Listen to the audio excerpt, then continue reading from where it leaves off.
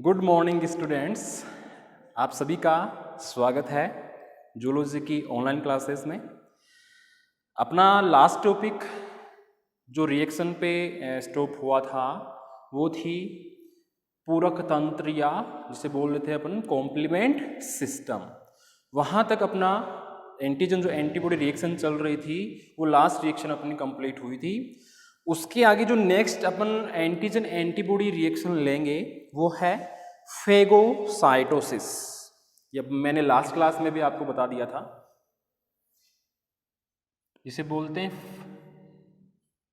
भक्षाणु नाशन। भक्षाणु नाशन English में phagocytosis, यही था। इसका जिक्र मैंने पहले भी किया है। ये जो अपनी क्लास है 11 नंबर की है। बात करते हैं अपन डिटेल में भक्षाणुनाशन या फेगोसाइटोसिस की। तो पहले वाली क्लास में भी मैंने आपको बताया था कि जो मोनोसाइट सेल्स होती है वो सेल्स फेगोसाइटोसिस की रिएक्शन करती है या क्रिया करती है। तो एक नाम मैंने और लिया था उस टाइम, मैक्रोफेज सेल। कौन सी?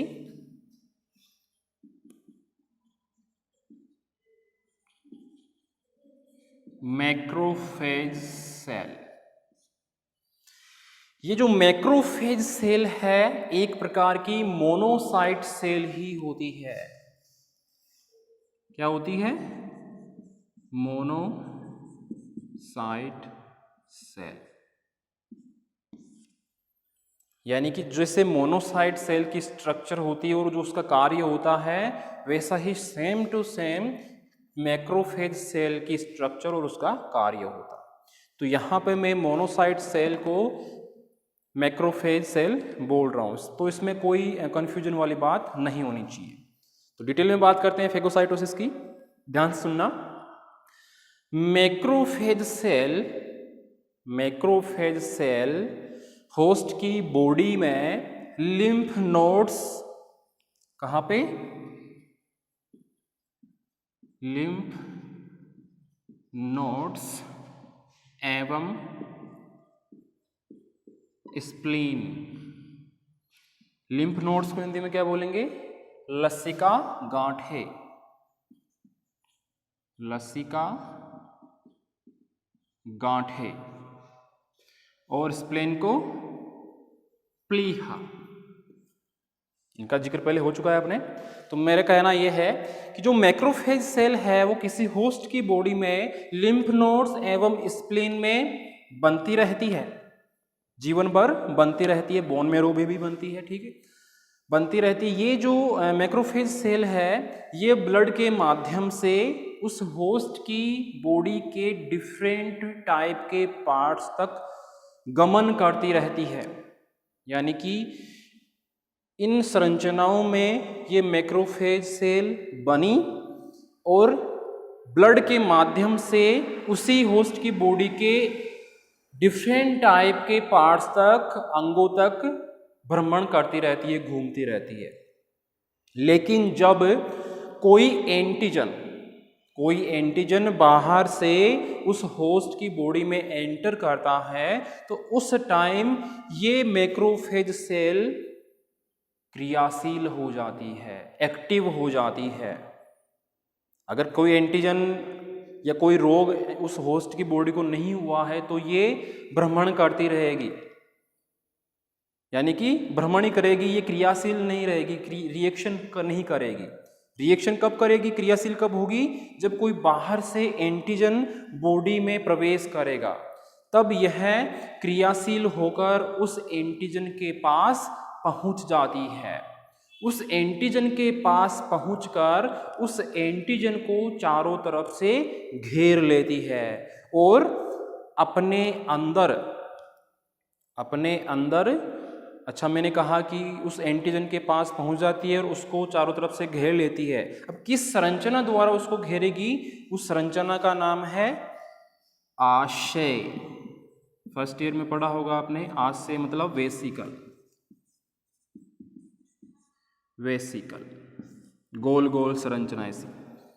तो ये मैक्रोफेज सेल उस एंटीजन के पास पहुंचकर उसको आशय या वेसिकल के माध्यम से उसको घेर लेती है और उसको उस एंटीजन को अपने अंदर पिनोसाइटिक वेसिकल,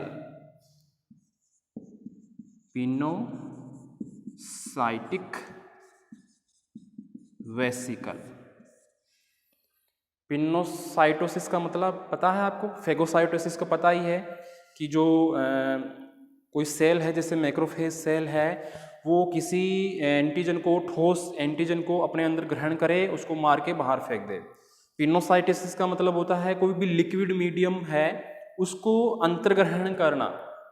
तो यहाँ पे एक एंटीजन है उसको लिक्विड फॉर्म में ये मैक्रोफेज सेल खुद के अंदर ग्रहण कर रही है वेसिकल के माध्यम से।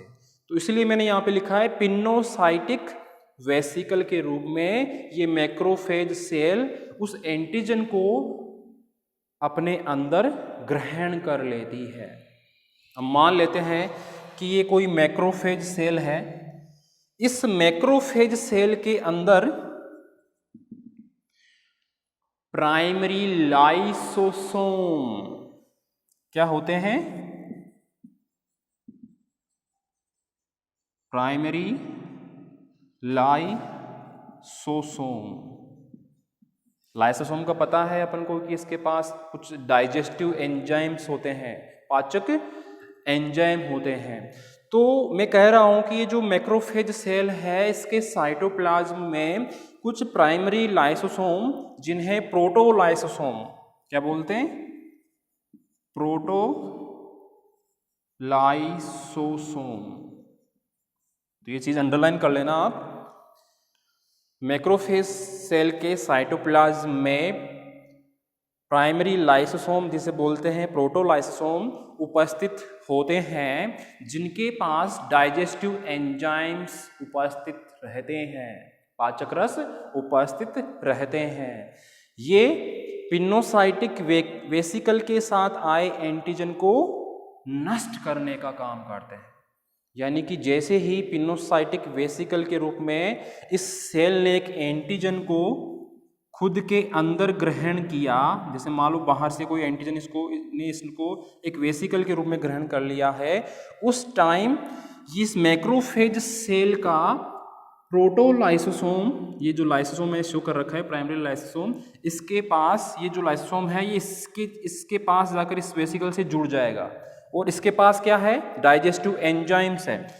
तो जैसे ही ये प्रोटोलाइसोसोम इस वेसिकल के साथ, ये वेसिकल है इसके साथ जुड़ा, तो ये डाइजेस्टिव एंजाइम्स के माध्यम से इस बैक्टीरिया या एंटीजन को मार देगा।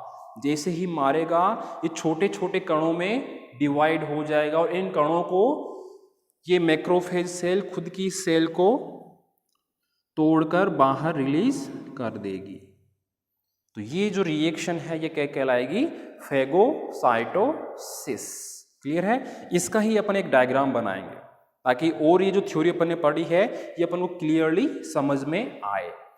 तो मेन आपको पॉइंट ध्यान रखने हैं। सबसे पहले मैक्रोफेज सेल कहाँ पे बनती है और कब एक्टिव होती है।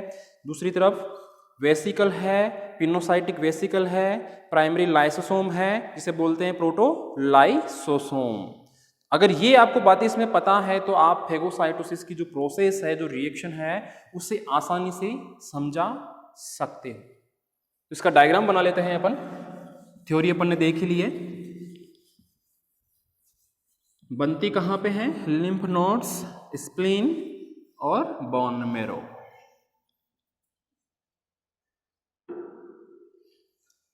तो डायग्राम बनाए अपन। जैसे मान लो कि ये कोई मैक्रोफेज सेल है, ठीक है। इसके पास में ये कोई बैक्टीरिया आया है। बैक्टीरिया क्या है? एक एंटीजन ही है होस्ट की बॉडी के लिए। तो यहां पे मैं शो कर रहा हूं ये है मैक्रोफेज,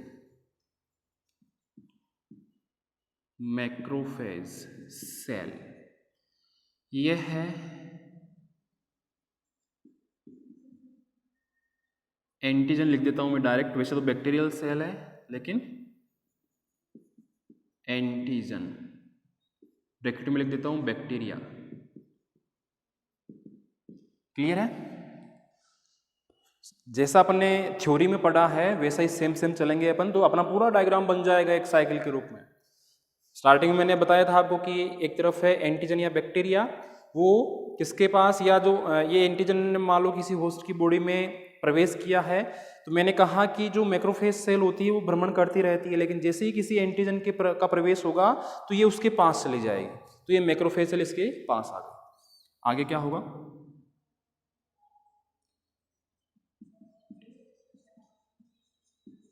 अटैचमेंट।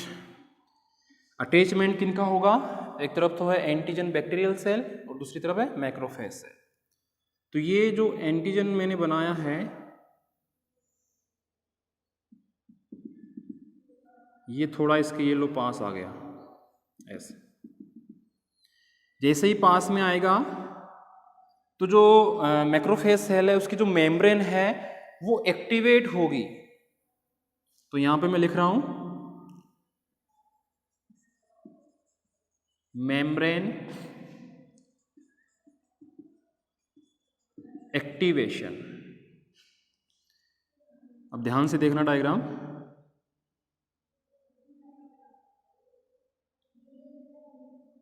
ये वही मैक्रोफेज सेल है, मैंने लिखा है मेम्ब्रेन एक्टिवेशन, यानी कि जैसे ही एंटीजन इसकी मेम्ब्रेन के पास आएगा मैक्रोफेज सेल के पास, मेम्ब्रेन इसकी क्या हो जाएगी? एक्टिव हो जाएगी। तो मैं इसको ऐसे शो कर रहा हूं, ये लो,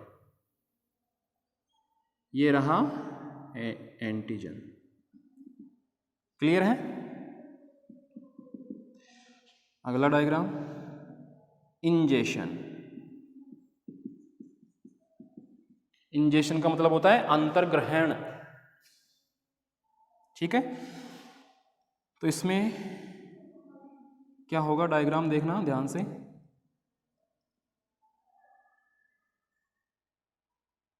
कुछ ऐसा,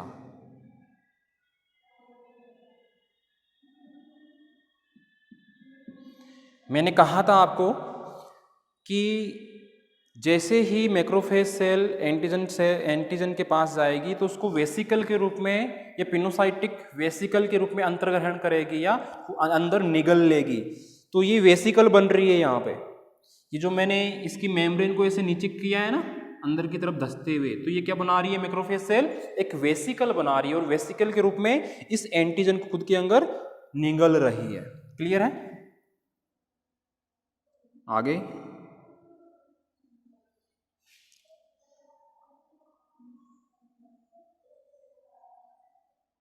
ये वेसिकल के रूप में अंदर, ये लो, ये वेसिकल के रूप में, ये वेसिकल बनाई है मैंने, इसके अंदर ये एंटीजन बनाया है मैंने, और ये राउंड राउंड जैसे प्राइमरी लाइसोसोम बनाए हैं। तो यहां पे मैं लिख सकता हूं, क्या लिख सकता हूं? Vacuole formation, pinocytic vacuole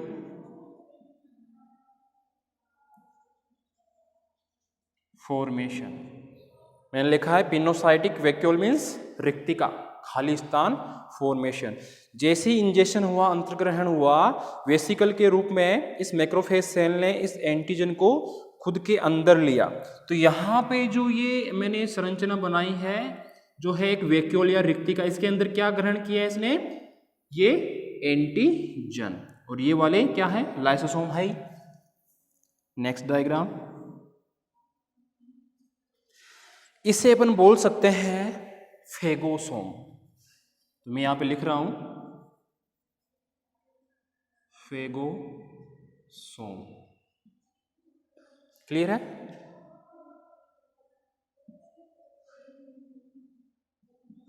phagosome. अब आगे क्या होगा? मैंने बताया था कि ये जो लाइसोसोम है ये इस वैक्यूल या वेसिकल के पास जाके इससे जुड़ जाएंगे। तो जुड़ेंगे कैसे? डायग्राम कैसे बनेगा?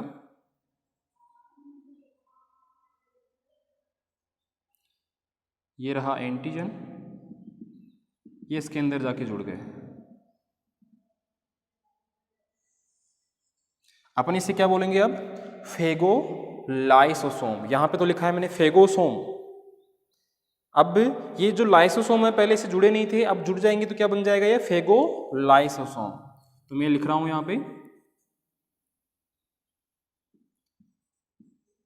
फेगोलाइसोसोम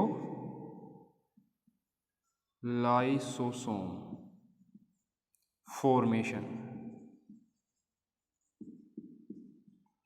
फेगोलाइसोसोम फॉर्मेशन क्लियर है? यानी कि इस पिनोसाइटिक जो वेसिकल बनी है, ये जो वैक्यूल बनी है, इससे ये प्राइमरी लाइसोसोम जुड़ गए हैं।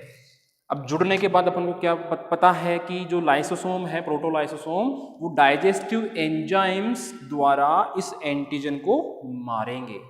तो एक डायग्राम बना रहा हूं यहां पे मैं, ये बना दी मैंने वो वैक्यूल, ये बना दिया एंटीजन, इस पे ये रिएक्शन स्टार्ट हो जाएगी और जो नेक्स्ट डायग्राम बनेगा वो होगा कुछ ऐसा, ऐसा। यानी कि ये जो मैक्रोफेज सेल है ये फट गई, या इसने एक जो एंटीजन था उसको बाहर निकाल दिया है फेगोसाइटोसिस की हेल्प से। तो ये एक साइकिल जैसा डायग्राम है फेगोसाइटोसिस की रिएक्शन का। ये मोस्ट रिएक्शन है, बार बार एग्जाम में पूछी जाती है, कंपटीशन एग्जाम में भी पूछी जाएगी। तो इस डायग्राम को आप ध्यान से समझ लेना। वापस से रिपीट कर दे रहा हूं एक बार में। एक तरफ मैंने थ्योरी में बताया था एंटीजन, एंटीजन क्या लिया है मैंने यहाँ पे? बैक्टीरिया लिया है। बैक्टीरिया क्या है? एक होस्ट के लिए एंटीजन ही है। दूसरी तरफ है मैक्रोफेज सेल। मैंने कहा था कि ये जो मैक्रोफेज सेल है वो भ्रमण करती रहती है। कब? जब तक कोई एंटीजन बॉडी में इन्फेक्शन या संक्रमण नहीं करता। लेकिन जैसे ही कोई बैक्टीरिया या एंटीजन संक्रमण करेगा, इन्फेक्शन करेगा उसकी बॉडी में, तो ये मैक्रोफेज सेल उसके पास चली जाएगी। तो मैंने यहाँ पे लिखा है अटैचमेंट, दोनों पास पास आ गए। जैसे ही पास पास आएंगे तो मैक्रोफेज सेल की मेम्ब्रेन कैसी होगी? एक्टिवेट हो जाएगी। तो यहाँ पे लिखा है मैंने मेम्ब्रेन एक्टिवेशन। फिर आगे कौन सी प्रोसेस होगी? अंतर्ग्रहण की, जिसे बोलते हैं इंजेशन। तो मैंने इंजेशन किस रूप में होगा? वेसिकल के रूप में होगा। तो यहाँ पे मैंने जो मेम्ब्रेन एक्टिवेट हुई थी इसको नीचे धंसते हुए दर्शाया है, और यहाँ पे ये एंटीजन है ही। तो ये हो गया अंतर्ग्रहण। अब जो आगे संरचना बनेगी उसे बोलेंगे अपन पिनोसाइटिक वैक्यूल। यानी कि मैंने लिखा था आपके सामने, थ्योरी में बताया था कि पिनोसाइटिक वेसिकल के रूप में, आशय के रूप में इसे अंतर्ग्रहण करते हैं एंटीजन को। तो यहाँ पे ये वैक्यूल के रूप में मैंने इस मैक्रोफेज सेल के अंदर ये संरचना दर्शाई है, और साइड में मैक्रोफेज सेल के पास ये लाइसोसोम है। तो यहाँ पे मैं शो कर देता हूँ, प्रोटोलाइसोसोम। ठीक है, तो ये एक संरचना को अपन क्या बोलेंगे? फेगोसोम। अब अपन को पता है कि एक तरफ है प्रोटोलाइसोसोम इस सेल के पास, दूसरी तरफ इसने पिनोसाइटिक वैक्यूल बना दिया है। अब ये प्रोटोलाइसोसोम इस वैक्यूल के साथ जाके जुड़ जाएगा, और इसके पास क्या है? Digestive enzymes. तो ये एंटीजन को मारना स्टार्ट कर देगा। तो जो ये संरचना बनेगी इसको क्या बोलेंगे? फेगोलाइसोसोम फॉर्मेशन। यानी एक तरफ तो ये फेगोसोम पहले बन चुका है, इसके साथ क्या जुड़ गया है? और ये प्रोटोलाइसोसोम जुड़ा है, तो फेगोलाइसोसोम। नेक्स्ट डायग्राम में अपन क्या शो करेंगे कि ये जो एंटीजन है इसको मारना स्टार्ट कर दिया है, नष्ट करना स्टार्ट कर दिया है किसने? प्रोटोलाइसोसोम ने, क्योंकि उसके पास क्या है? डाइजेस्टिव एंजाइम्स है।